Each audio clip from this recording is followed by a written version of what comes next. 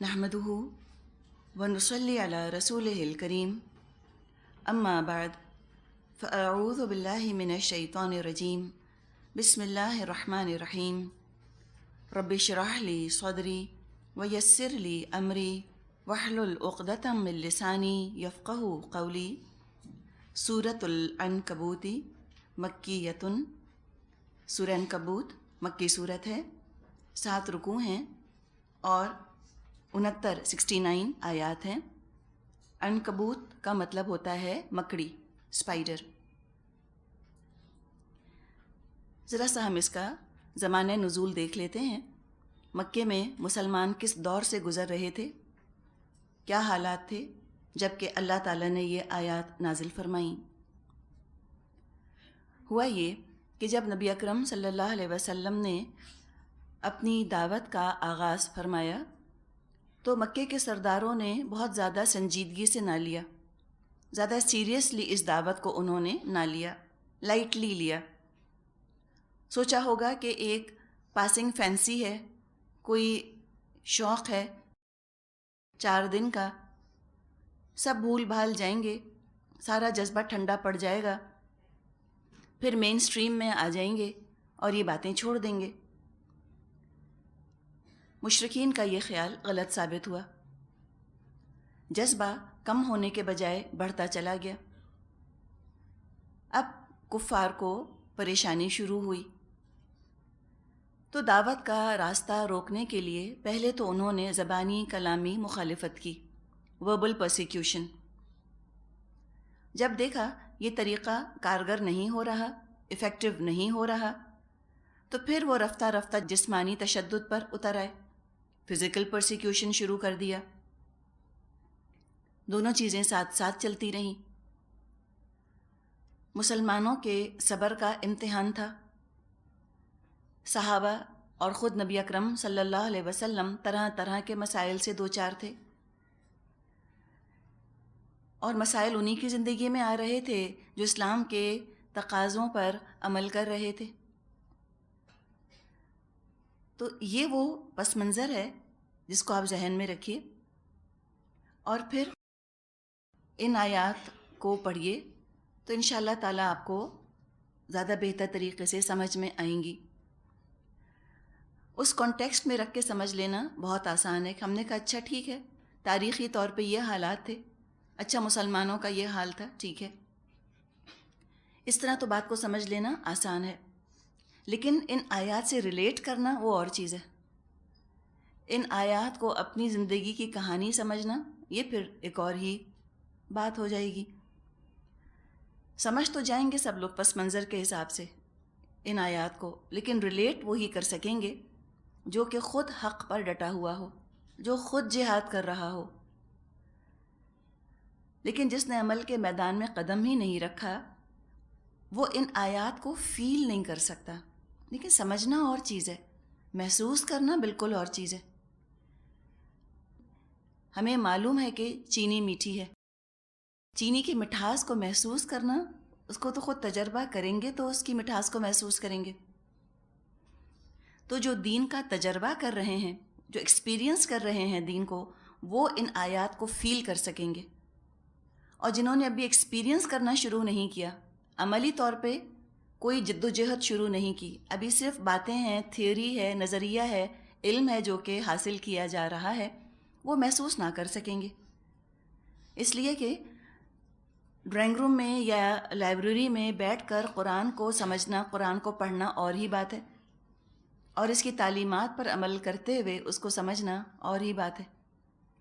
بڑا relaxing experience ہو سکتا ہے کچھ لوگوں کے لیے جو کہ ڈرائنگ روم میں بیٹھ کے اس کو پڑھتے ہیں، ایسے لوگوں کے لیے ایک دلچسپ تجربہ ہوگا، ایموشنلی ٹچنگ قسم کا، جذباتی قسم کا تجربہ ہو سکتا ہے۔ کبھی ڈریں گے، کبھی ہنسیں گے، کبھی روئیں گے، جذبات ان کے تھوڑے بہت متاثر ہوں گے، لیکن عمل پر اثر نہیں آئے گا۔ اس طرح قرآن کے ساتھ گزر جائیں گے جیسے انسان کسی ناول کے ساتھ گزر جاتا ہے، اساطیر الاولین والا انداز، کہانی کی طرح کا انداز ہوگا، اس طرح سے سنیں گے۔ دوسری قسم کے لوگ جو کہ دین کو تجربے کے طور پہ محسوس کر رہے ہیں، ان کے لیے یہ آیات بالکل مختلف طرح سے سامنے آئیں گی۔ ایسے لوگوں کے لیے تو قرآن لیڈر ہے، منتظر ہوتے ہیں کہ اب کیا حکم آتا ہے، اب مجھ کو کیا عمل کرنا ہے۔ ان آیات پر عمل کرتے چلے جاتے ہیں، معاشرے کے لوگوں سے مختلف ہوتے چلے جاتے ہیں، پولرائزیشن نمایاں ہوتی چلی جاتی ہے، اور جب حالات بدلتے ہیں تو بدلتے حالات میں قرآن ہدایات مہیا کرتا ہے، قدم بقدم، سٹیپ بائی سٹیپ صراط مستقیم پر لے کر چلتا ہے، گرتوں کو سہارا دیتا ہے، چلنے والوں کو شاباشی ملتی ہے، ہمت ہارنے والوں کو یا خود پر ترس کھانے والوں کو یا بے صبروں کو تھوڑا سا ڈانٹا بھی جاتا ہے، ایڈمونش کیا جاتا ہے۔ اپنے ہی ہیں، کر رہے ہیں، لیکن پریشان ہو رہے ہیں، گھبرا رہے ہیں، پینک ہو رہے ہیں، تو ان کو تھوڑا ریپریمانڈ بھی کیا جاتا ہے، تھوڑا گرکھا بھی جاتا ہے ان کو کہ کیوں بے صبرے ہوتے ہو،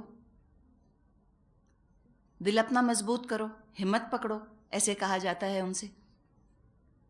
اور نقطہ نظر بھی درست کیا جاتا ہے کہ اگر مشکلات اٹھا رہے ہو تو اپنے لیے اٹھا رہے ہو، کسی کے اوپر کوئی تمہارا احسان نہیں،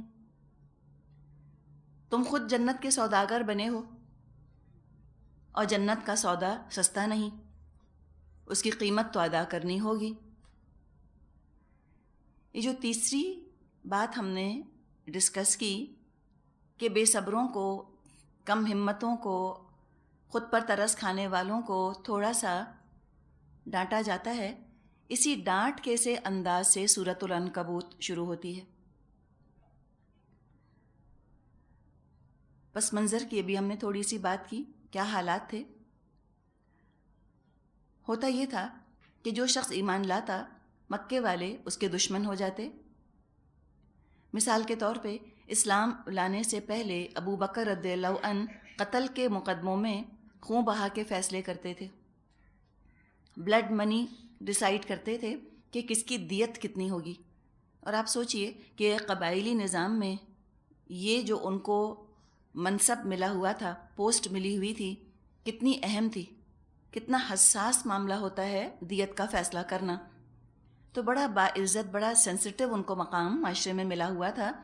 اس سے اندازہ ہوتا ہے کہ لوگ ان پر کتنا اعتماد کرتے تھے، کتنا ان کو آنر کرتے تھے، کتنا ان پر ٹرسٹ کرتے تھے۔ تو بڑے باعزت تھے، بہت پیسے والے تھے ابو بکر رضی اللہ عنہ۔ کلمہ پڑھنے کے بعد صورتحال بدل گئی، سارا پیسہ چلا گیا، ساری عزت بھی چلی گئی۔ اگر کوئی شخص عزت اور پیسے کی خاطر، دنیا بنانے کی خاطر دین میں آیا ہوتا، وہ یہاں سے لوٹ جاتا، کہتا ہے کہ ہم تو یہ ایکسپیکٹ نہیں کر رہے تھے کہ ہمارے ساتھ یہ سلوک ہوگا، تو پھر وہ بیک ٹریک کر جاتا، کہتا اچھا ٹھیک ہے، I'll think about it، سوچوں گا، حالات بہتر ہوں گے تو ہم پھر سے آ جائیں گے، ابھی ہم جا رہے ہیں۔ لیکن جو حق کی خاطر آتا تھا وہ تو جم جاتا تھا، اور آج بھی جو حق کی خاطر آتا ہے اس کو فرق نہیں پڑتا کہ اس کی عزت گئی یا اس کا پیسہ گیا یا اس کا سٹیٹس گیا یا خاندان والے چھوڑ کر چلے گئے، وہ حق کی خاطر آیا ہوتا ہے، حق اس کو مل گیا ہوتا ہے، جو چیز مل گئی ہوتی ہے، جو اس کا مطلوب ہوتی ہے، جو ڈیزائر اس کی ہوتی ہے، وہ اس کو مل گئی ہوتی ہے۔ اب اس کو کسی بھی چیز کے جانے کا ایسا افسوس نہیں ہوتا کہ وہ دین کو جانے دے، نہیں۔ جیسے آپ نے دیکھا ہوگا یا کتابوں میں پڑھا ہوگا، سونا ریت کے اندر ملا ہوا ہوتا ہے، پھر وہ چھلنی لیتے ہیں اور اس کو چھانتے ہیں اور چھان کے وہ سونے کے ذرات جمع کر لیتے ہیں، اور ریت کی فکر نہیں، کتنی بھی ڈھیر ریت جو ہے وہ چلی جائے۔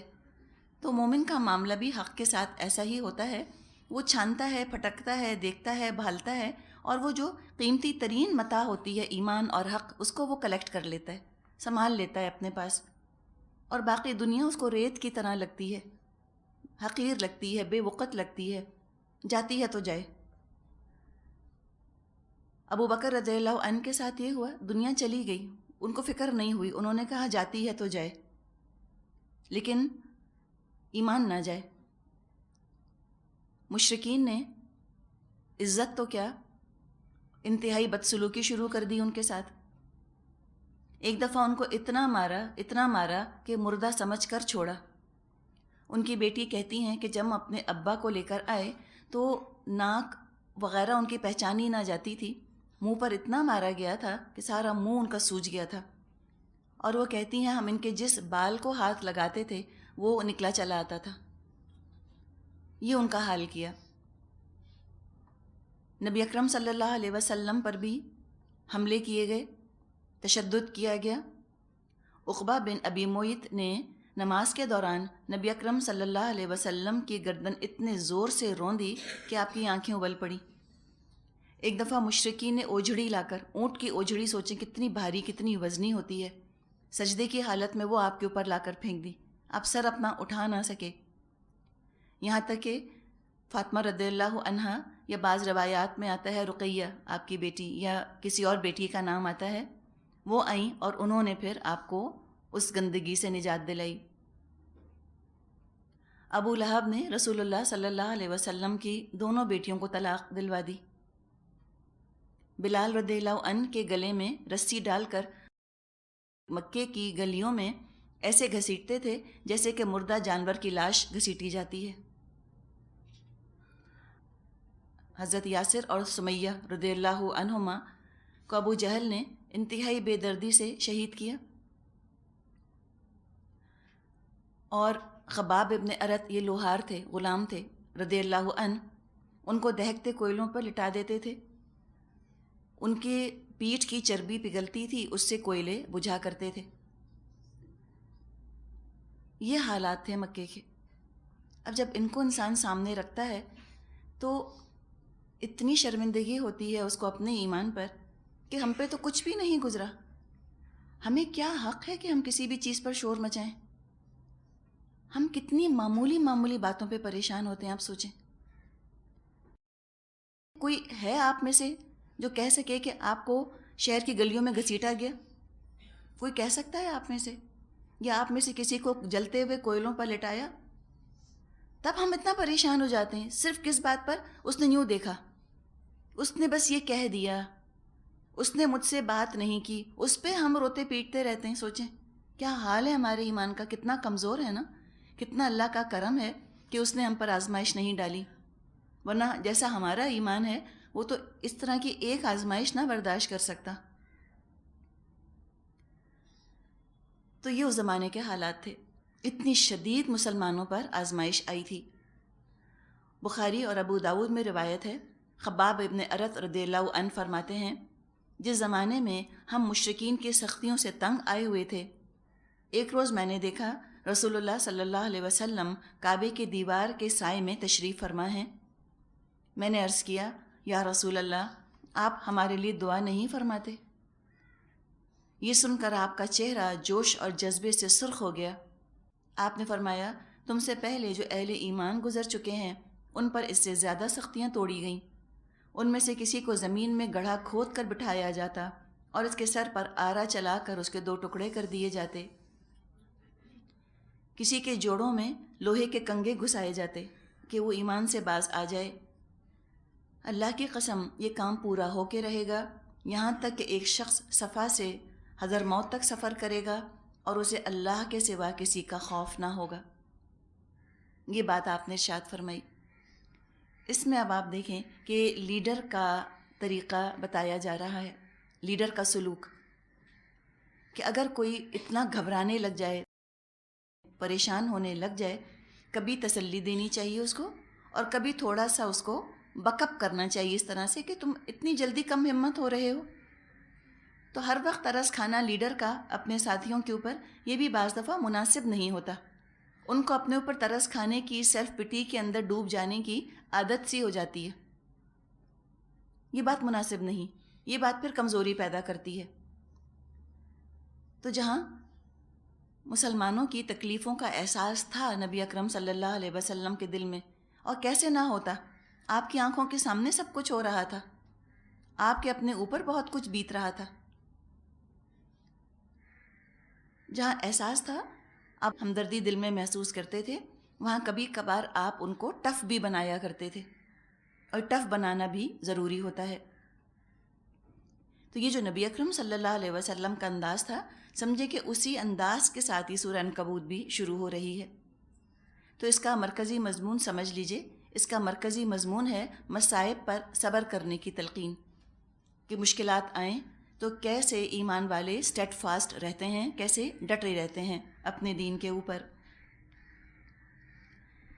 شروع ہوتی ہے بسم اللہ الرحمن الرحیم، الف لام میم، الف لام میم، احسب الناس ان یترکوا ان یقولوا آمنا وہم لا یفتنون، کیا لوگوں نے سمجھ رکھا ہے کہ وہ بس اتنا کہنے پر چھوڑ دیے جائیں گے کہ ہم ایمان لائے اور ان کو آزمایا نہ جائے گا؟ یفتنون فتنے سے لفظ بنا ہے۔ فتنے کا مطلب ہوتا ہے کسوٹی۔ کسوٹی اس چیز کو کہتے ہیں کہ جس پر سونے کو گھس کر رگڑ کر دیکھا جاتا ہے کہ کھرا ہے یا کھوٹا۔ تو یہاں فرمایا گیا کہ کیا لوگوں نے یہ سوچا کہ بس وہ صرف زبانی کلامی دعویٰ کرنے پر چھوڑ دیے جائیں گے، صرف ان کا کلیم جو ہے وہ کافی ہو جائے گا، اور اللہ تعالیٰ ان کے اس کلیم کو، ان کے اس دعوے کو عمل کی کسوٹی پر پرکھے گا نہیں؟ اللہ تو ضرور پرکھے گا، صبر کو، یقین کو، ایمان کو پرکھے گا، جانچے گا، ٹیسٹ کرے گا کہ واقعی اللہ سے محبت ہے یا نہیں، حقیقتاً آخرت پر کتنا یقین ہے، کیا جنت میں داخل ہونا اتنا آسان سمجھ لیا ہے کہ بس تم نے زبان سے کہا اور تم داخل ہو جاؤ گے؟ کیا آزمائشیں نہ آئیں گی؟ کیا لوگوں نے یہ سمجھا؟ انداز آپ دیکھیں بات کا، احسب الناس، یہ نہیں کہ ڈائریکٹلی خطاب کیا جاتا اور فرمایا جاتا یا ایھا الذین آمنوا، اے لوگو جو ایمان لائے ہو، نہیں، ڈائریکٹ خطاب نہیں ہے، براہ راست مخاطب نہیں کیا گیا، رخ پھیر کر تھرڈ پرسن میں بات کی جا رہی ہے۔ ناراضگی کا سا انداز ہے، ڈس اپوائنٹمنٹ کا، جیسے ہم کہتے ہیں نا I am disappointed in you, تم میری امیدوں پر پورے نہیں اتر رہے، یہ انداز ہے کہ تم کیسی کم ہمتی کی باتیں کر رہے ہو۔ کیا تم نے سوچا کہ بس کہنے پر چھوڑ دیے جاؤ گے؟ نہیں۔ فرمایا آگے آیت 3، وَلَقَدْ فَتَنَّ الَّذِينَ مِن قَبْلِهِمْ، حالانکہ ہم ان سب لوگوں کی آزمائش کر چکے ہیں جو ان سے پہلے گزرے ہیں۔ فَلَيَعْلَمَنَّ اللَّهُ الَّذِينَ صَدَقُوا، اللہ کو تو ضرور ظاہر کرنا ہے، یہ اللہ کو تو ضرور یہ دیکھنا ہے کہ سچے کون ہیں۔ وَلَيَعْلَمَنَّ الْكَاذِبِينَ، اور اللہ کو تو یہ ضرور دیکھنا ہے کہ جھوٹے کون ہیں۔ اللہ کے علم کی بات آ رہی ہے۔ اللہ کا علم تو قدیم ہے، اللہ تو سب کچھ جانتا ہے، ازل میں جو چیز ہوئی اس کو بھی جانتا ہے، ابد تک جو ہوگا اس کو بھی جانتا ہے۔ یہاں جاننے سے مراد ہے کہ وہ سچ کو جھوٹ سے جدا کر دے گا، اور جاننے سے مراد ہے کہ لوگوں کے لیے ظاہر کر دے گا، خود سب کو پتہ چل جائے گا کون سچا ہے کون جھوٹا۔ اور یہ آزمائش کی مصلحت یہاں بتا دی گئی کہ آزمائش کی مصلحت یہی ہے کہ اللہ کی محبت کا سچا دعویٰ کرنے والے آزمائشوں کی بھٹی سے گزرتے ہیں تو کندن بن جاتے ہیں، ٹف ہو جاتے ہیں، اور جھوٹا دعویٰ کرنے والے چھوٹ جاتے ہیں، الگ ہو جاتے ہیں، سب چھٹ کے ایک طرف چلے جاتے ہیں، دودھ کا دودھ پانی کا پانی ہو جاتا ہے۔ جیسے کہ جب دودھ کو بلویا جاتا ہے تو مکھن اوپر آتا ہے، آزمائشوں کا یہ فائدہ بھی ہوتا ہے، لوگوں کی گریڈنگ بھی ہوتی ہے، کیٹیگرائزیشن بھی ہوتی ہے، کون کریم ہے، ہو رائزز ٹو دی اوکیزن، اور کون جو ہے وہ دوسرے درجے کا ہے، کون تیسرے درجے کا ہے۔ اس طرح A grade, B grade, C grade کی کیٹیگرائزیشن بھی ہو جاتی ہے، کون کتنا ٹف ہے۔ اور اس میں فائدہ پھر یہ ہوتا ہے کہ آگے کس سے کیا کام لینا ہے وہ پتہ چل جاتا ہے، یہ کتنا پریشر برداشت کر سکتا ہے، کہاں اس کو لگایا جائے، کیا اس کو پوزیشن دی جائے، کیا اس کو پوسٹ دیا جائے، اس کے سپرد کیا ذمہ داری کی جائے، اس کا بھی اندازہ ہو جاتا ہے۔ جو دنیاوی فائدوں کی تلاش میں آتے ہیں وہ تو آزمائش میں اوندھے منہ گر پڑتے ہیں، جب دنیا نہیں ملتی وہ بہت پریشان ہو جاتے ہیں، الٹے قدموں دوبارہ پرانی طرز زندگی کی طرف لوٹ جاتے ہیں، اور جو آخرت میں صلح چاہتے ہیں ثابت قدمی سے ڈٹ کر ہر مشکل پریشانی جھیل جاتے ہیں، برداشت کر جاتے ہیں۔ اب یہاں پر ہم دیکھتے ہیں کہ آگے بات کا رخ اب بدل رہا ہے۔ بات کا رخ اب ہو رہا ہے ان لوگوں کی طرف جو کہ مسلمانوں کو ستا رہے تھے۔ اب تک تو ذرا مسلمانوں کو کم ہمت ہونے پر تھوڑا سا ریپریمانڈ کیا گیا، ذرا سا ان کو متنبہ کیا گیا کہ کیا تم نے سمجھا کہ تمہارا ایمان لانا کو بہت بڑی بات ہے؟ کوئی ایسی بات نہیں، تم سے پہلے بھی بہت لوگ ہیں جو کہ صبر اور برداشت کے مظاہرے کر چکے ہیں، تم پہلے نہیں ہو، تو اپنے آپ کو تم زیادہ اسپیشل مت سمجھنا، کوئی خاص مت سمجھنا، پہلے بھی بہت لوگ یہ کام کر چکے۔ آگے فرمایا ام حسب الذین یعملون السیئات ان یسبقونا ساء ما یحکمون، اور کیا وہ لوگ جو بری حرکتیں کر رہے ہیں یہ سمجھے بیٹھے ہیں کہ وہ ہم سے بازی لے جائیں گے؟ بڑا غلط حکم ہے جو وہ لگا رہے ہیں۔ یہ ظالموں کے لیے دھمکی ہے کہ تم یہ مت سمجھنا کہ تم بلال کو اور خباب کو ستا کر اور ہمارے رسول کو ستا کر تم اسکاٹ فری رہ جاؤ گے۔ تم اللہ کی پکڑ سے بے خوف ہو رہے ہو، یہ تمہاری بہت بڑی ہلاکت کی خبر ہے، اس لیے کہ ان بطش ربک لشدید، بے شک اللہ کی پکڑ تو بہت سخت ہے۔ جو ظلم یہ مظلوم اور بے بس مسلمانوں پہ کر رہے ہیں اس کی سزا تو یہ بھگت کے رہیں گے۔ اور حقیقت ہے کہ جنہوں نے اتنا ظلم توڑا تھا مسلمانوں کے اوپر، اتنا تشدد کیا تھا، ان کو ایمان لانے کی توفیق نہ ملی۔ امیہ بن خلف کو، ابو جہل کو، عقبہ بن ابی معیط کو، یہ سب کفر ہی کی حالت میں دنیا سے رخصت ہوئے۔ ایک سزا تو یہ ملی دنیا میں، اور آخرت میں تو پھر سزا اللہ کی ہے ہی جس کو کہ یہ بھگتیں گے۔ تو فرمایا کہ یہ جو برے برے کام کر رہے ہیں یہ سمجھتے ہیں کہ کیا یہ ہم سے بازی لے جائیں گے، ہم کو ہرا دیں گے؟ بہت برا خیال ہے جو ان کو آتا ہے یہ۔ اب اگلی آیت میں پھر خطاب کا رخ جو ہے وہ بدل رہا ہے، اور اس کا رخ ہے اب پھر ایمان والوں کی طرف۔ اب اس میں کیا ہے؟ تسلی۔ فرمایا من کان یرجو لقاء اللہ فإن اجل اللہ لآت وہو السمیع العلیم۔ جو کوئی اللہ سے ملنے کی توقع رکھتا ہو اسے معلوم ہونا چاہیے کہ اللہ کا مقرر کیا ہوا وقت آنے ہی والا ہے، اور اللہ سب کچھ سنتا اور جانتا ہے۔ اب یہاں پر ایمان والوں کی تحسین ہے۔ پہلے تھوڑا سا ڈانٹا گیا تھا، اب ڈانٹنے کے بعد ان کو حوصلہ دیا جا رہا ہے، زخموں پر مرہم ہے کہ تم جس ہستی کی خوشی کی خاطر، جس کا چہرہ انور دیکھنے کی تمنا میں تم یہ مشکلات اٹھا رہے ہو، تکلیفیں جھیل رہے ہو، وہ ضرور تم سے ملاقات کرے گا۔ یعنی خوشخبری ہے کہ تمہاری وفاداریوں کا بہترین صلہ ملے گا۔ حقیقت ہے کہ اللہ تعالیٰ فخر کرتا ہوگا بلال اور خباب اور سمیہ پر فرشتوں کی محفل اور مجلس میں۔ تو فرمایا کہ تم جس رب سے ملاقات کے امیدوار ہو تو وہ مقرر کیا ہوا وقت آنے ہی والا ہے، زیادہ دیر نہیں ہے، تھوڑی سی دیر کی بات ہے، سب مشکلات ختم ہو جائیں گی۔ پسینہ خشک ہونے سے پہلے تم کو تمہاری محنت مزدوری کا صلہ مل جائے گا، اور جب صلہ ملے گا تو تمہاری توقعات سے بہت بڑھ کر ہوگا، بیونڈ یور وائلڈسٹ ایکسپیکٹیشنز ہوگا۔ اللہ کی دین میں کیا کمی ہے؟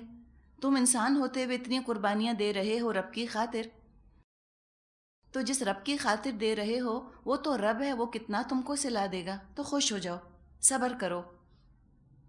صلے کی امید، انعام کی امید انسان کو محنت مشقت پر جمائے رکھتی ہے، انسان کے قدم اکھڑنے نہیں پاتے، پیٹھ پھیر کر بھاگنے کی نہیں سوچتا۔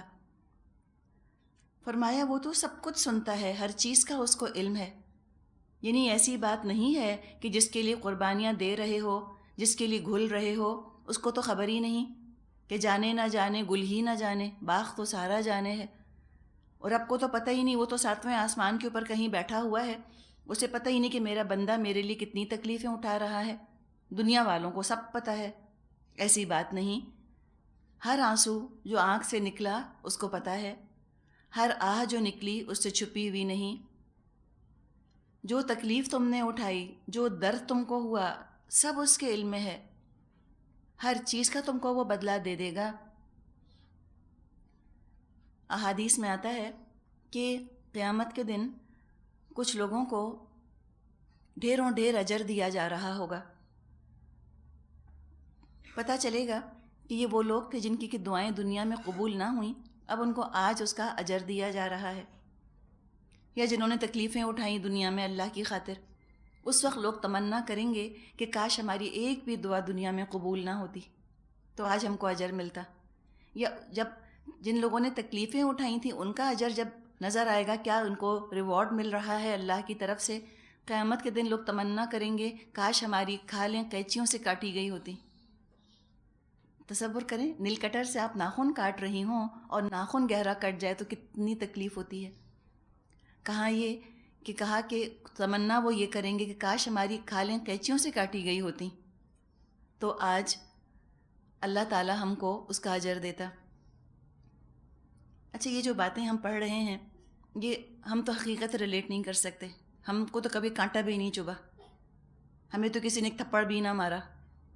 لیکن اگر آپ کچھ مجاہدین کی داستانیں سنیں جو ان کے ساتھ گوانتانامو بے میں سلوک ہو رہا ہے تو اس سے کم نہیں ہے، اس سے کم نہیں ہے. اتنا شدت کا ظلم کیا گیا ہے. کنٹینر میں بھر کے، جیسے ٹین کا کنٹینر ہوتا ہے نا، گھی کا ڈبہ، اس میں بھر کے اور نیچے سے آگ لگا دیتے تھے. یہ وہاں نہیں لیکن افغانستان میں یہ سلوک کیا گیا ہے. ایک اور انہوں نے یہ بتایا کہ قرآن کو کتوں کے منہ میں دے دیتے ہیں نا، اور وہ کتے جو ہیں وہ قرآن کو چباتے ہیں اور پھر وہ ان کو بھی ٹارچر کر رہے ہوتے ہیں، کپڑے اتار دیتے ہیں اور کیا کچھ ان کو اذیتیں دیتے ہیں. تو ایک کا اس میں بیان تھا کہ لکھا ہوا ہے، اس نے کہا کہ ان کے فوجی میرے سامنے آئے اور قرآن کو اٹھا کے انہوں نے پھینکا تو جا کے پتہ نہیں فلش میں گرا یا باتھ روم کی دیوار سے ٹکرایا یا نیچے گرا، اور ان کی بھی مار پٹائی اور سب کچھ ہوتی تھی. تو کہتے ہیں میں نے قرآن سے مخاطب ہو کر کہا کہ میں اور تو قیامت کے دن گواہی دیں گے کہ اللہ تعالیٰ کیسے ان کافروں نے ہم پہ ظلم کیا. ہم دونوں ہی مظلوم ہیں نا، تو تم میرے لیے گواہی دینا، تم دیکھو مجھ پر کیا ہو رہا ہے اور میں تیرے لیے گواہی دوں گا کہ اللہ تیری کتاب کے ساتھ انہوں نے کیا سلوک کیا تھا. اور کہا کہ ہم پہ جو کچھ بیت رہی ہے اس لیے نہ کہ ہم تجھ پر ایمان لائے ہیں. مسئلہ تو صرف اتنا ہی ہے نا. تو آج بھی کچھ کم مظالم نہیں ہو رہے. اتنا سا ہم کو تو ہم کہتے ہیں ٹپ آف دی آئس برگ نظر آتا ہے. جو تصویریں ہم نے دیکھی ہیں کیسے ان کو سٹولز کے اوپر کھڑا کرتے ہیں اور کیسے کتے ان کے اوپر چھوڑے جاتے ہیں جو ان کو کاٹتے ہیں اور جھنجھوڑتے ہیں پکڑ کے. سوچیں یہ چیزیں کیا ہیں، کتنی زیادہ ہو رہی ہوں گی جو یہ نکل کر لوگوں کے سامنے بھی اتنی چیزیں آ گئی ہیں. جو نظر آ گیا وہ اتنا کچھ ہے، جو نظر نہیں آیا، جو نظروں سے اوجھل ہے، وہ تو اللہ بہتر جانتا ہے کہ ان پہ کیا بیت رہی ہے اور کیا ان پہ گزر رہی ہے. ہم یہاں بیٹھ کے بالکل بے بس ہیں، ہم کچھ کر نہیں سکتے، لیکن کم از کم اپنے عمل کو تو بہتر کر سکتے ہیں نا. کچھ تو ہمارے اندر خدا خوفی جاگے، کچھ تو ہم عیاشیوں سے باہر آئیں، ہم اپنی نبضیں دیکھنے سے باز آئیں اور ہم کچھ اسلام کی خاطر کرنے کی فکر کریں. اتنا سا دوپٹہ سر پہ رکھتے ہوئے جب ہماری جانیں نکلیں گی اور ہم سوچ سوچ کے سالوں سال گزار دیں گے تو بتائیے پھر ہم اللہ کو کیا جواب دیں گے. حقیقت ہے وہ جو آتا ہے نا کہ برابر نہیں ہو سکتے اللہ کی راہ میں جہاد کرنے والے اور گھروں میں بیٹھنے والے. پڑھا تھا ہم نے، یاد ہے نا. جب یہ قصے پڑھیں تو پتہ چلتا ہے اتنا آپ کو اپنا عمل حقیر اور گھٹیا لگے گا.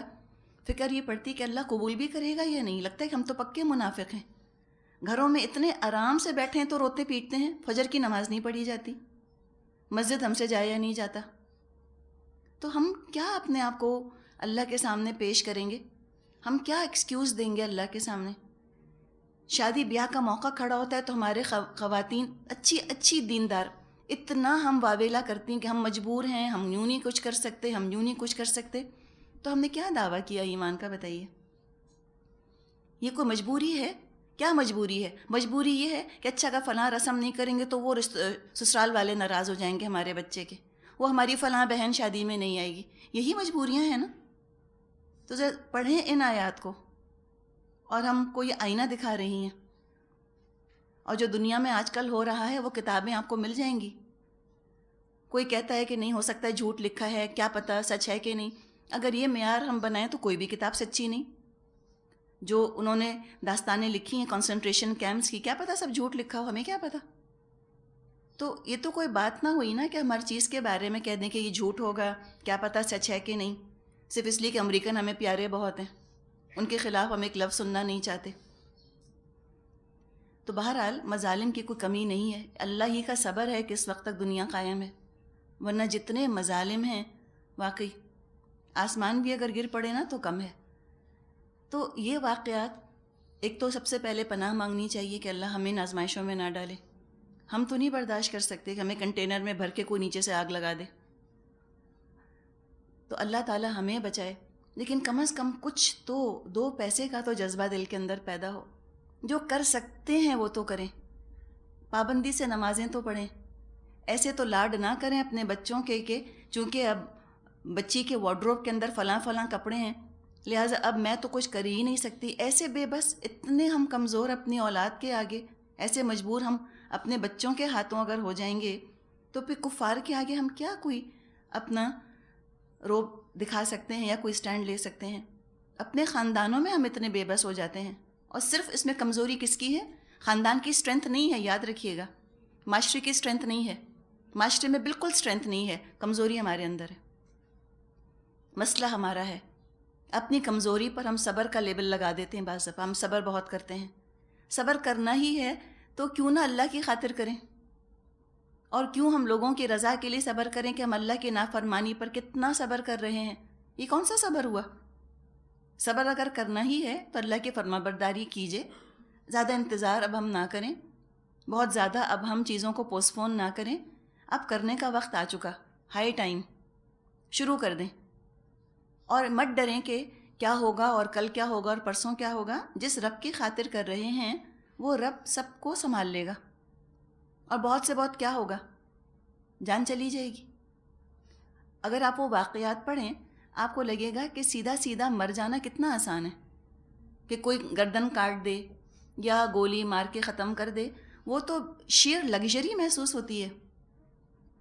ایسے تھوڑی مارتے ہیں کہ فائرنگ اسکواڈ کے سامنے کھڑا کر دیا.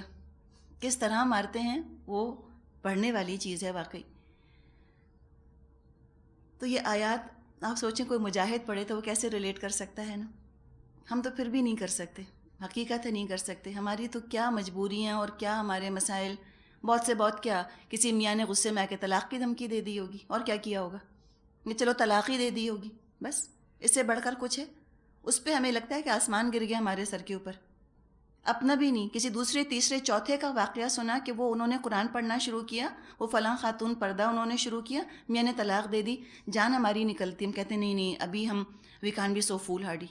ابھی ہم سوچتے ہیں، دیکھتے ہیں، گھر تو آفٹر آل نہیں توڑ سکتے نا. ایسے ہم پریشان ہوتے ہیں. وہاں بھی کہیں ایک آواز بلند ہوتی ہے تو جان یہاں نکلتی ہے. یہ تو خاص منافقین کی صفت ہے کہ ہر دور کی مصیبت کو وہ سمجھتے ہیں کہ میرے ہی اوپر آ کر پڑ جائے گی. اگر ہم نے یہ کر لیا، پورے کے پورے اسلام میں داخل ہو گئے تو بچوں کی تو شادیاں ہی نہیں ہوں گی. اتنے مجبور، ہر وقت ہتھیار ڈالنے کو تیار.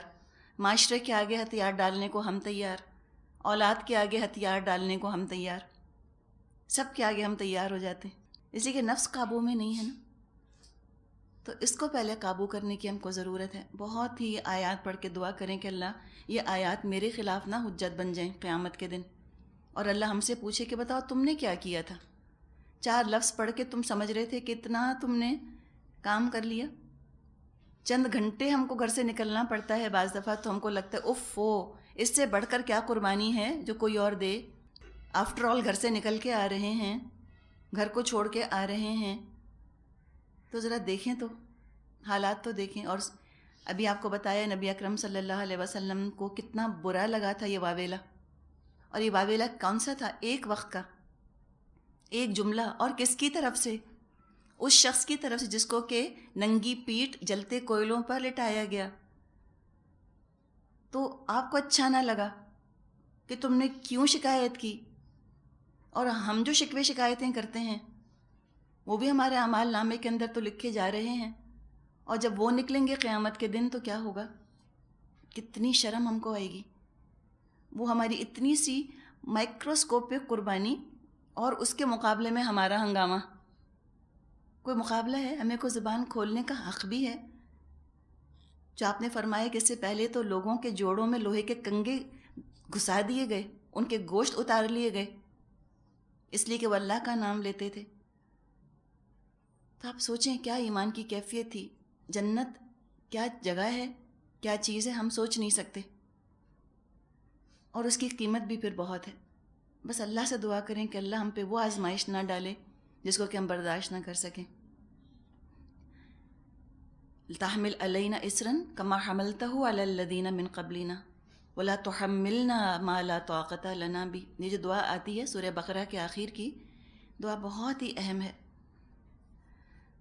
تو بس یہ آیات ایسی ہیں کہ انسان کو یہ اندر باہر سے ہلا دیتی ہیں کہ واقعی اللہ کی ذات، اس کے لیے کتنی قربانی لوگوں نے دی ہے، اور جنت کی قیمت کیا ہے اس کا اندازہ ہوتا ہے.